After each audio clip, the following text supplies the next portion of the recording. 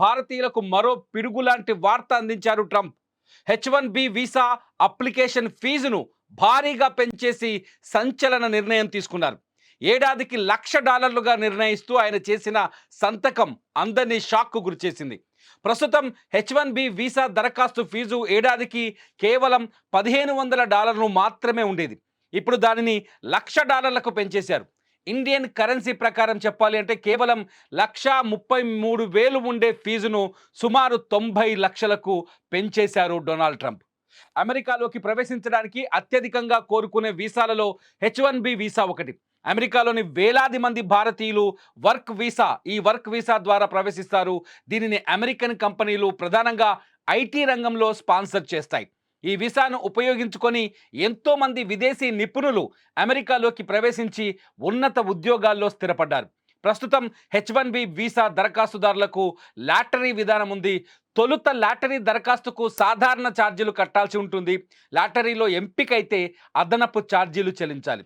చాలా సందర్భాల్లో కంపెనీలే ఈ వీసా ఛార్జీలను భరిస్తాయి. అయితే తాజాగా తీసుకున్న నిర్ణయం కంపెనీలకు పెను భారంగా మారనుంది. గతేడాది ఇండియన్స్కు 71% H1B వీసాలు దక్కాయి. దీంతో ప్రస్తుతం ట్రంప్ తీసుకున్న ఈ నిర్ణయం వేలాది మంది భారతీయులపై పడుతోంది.